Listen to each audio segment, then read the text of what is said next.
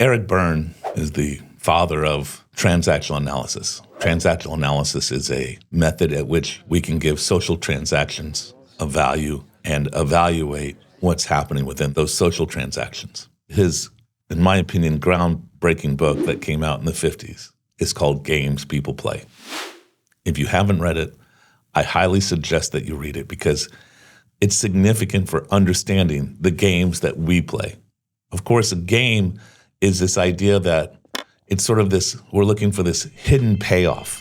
We're behaving one way because we're looking for a feeling that is maybe not socially acceptable. And we'll go into the whole idea of transactional analysis into another video. But what I want to do is share this idea that he proposed called stamp collecting. I witnessed stamp collecting quite a lot. And the idea behind stamp collecting is that when we're in a relationship, it could be with a spouse, it could be with children, it could be with coworkers, it could be with even a company, that we're in a relationship and there's a grievance committed. There's some type of slight that we take personal. Oftentimes we don't say anything about it. What we do is we sort of take a stamp and we put it in a stamp book. When Eric Berne was proposing this idea, there was a popular stamp program called S&H Green Stamps. I remember it from a child. And the idea is at the grocery store and different retailers, with your purchase, you would get so many stamps. So you spent $10, you'd get 10 stamps. I don't remember what the proportion was, but this was the idea. And then you would take this home and you had this book that you would lick these stamps and you would put them in the book. And after you collected so many stamps, then you were able to trade that collection of stamps in for some kind of item at the S&H Green store. They had these retail outlets. You could go in there, and if you had 1,000 stamps, you could get some new dishes. If you had 100,000 stamps, you could get a TV. They had all kinds of items within these stores. And this is basically what we do when we collect grievances. Some will perceive some type of slight, some type of action that we take negatively, that we feel that it was personally directed at us. And we put a stamp in the book. And then when we collect so many stamps, for every person it's different, but on that last stamp, we freak out. We lose it. We start to scream. You always do this. This is the way you always behave. I've had it up to here with your shit. Whatever it is that we may sort of have an outrage moment about.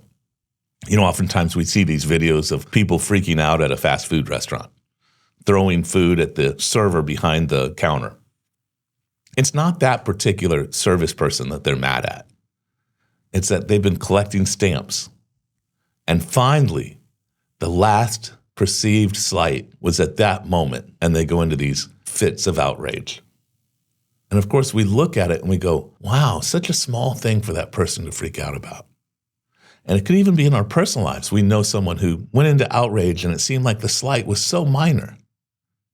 But what it was the collection of these slights that threw them over. You might think you don't have such severe outbursts, so you're not collecting stamps. But are you sure? Think about the people you've communicated with recently. Family, friends, relatives, colleagues. Have you had any conflicts with them? Do you feel any lingering negative emotions toward them? If you do, consider what might be the reason and what led to this emotional residue. Chances are high you'll find some stamps there. To change our behavior and avoid collecting stamps, we first need to learn how to identify these situations. Only then can we apply methods to prevent such behavior. Starting with self-reflection is easier because all you need for that is time and dedication. Look into the past to understand your reactions. But to truly succeed, you need to be able to identify those situations in real time. And that's where self-awareness comes in. This is why in our videos we talk so much about the techniques to develop self-awareness, like the Qs exercise. Remember, to change our behavior, we need to move it from our subconscious to conscious mind.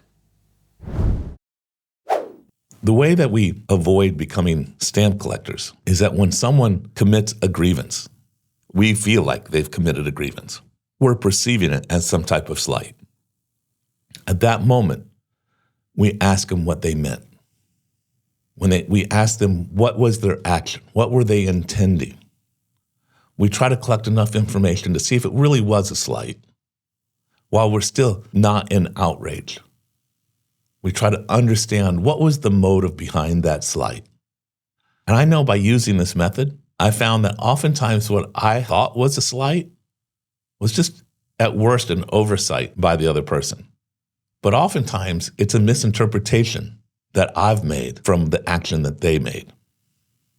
But sometimes there really are grievances.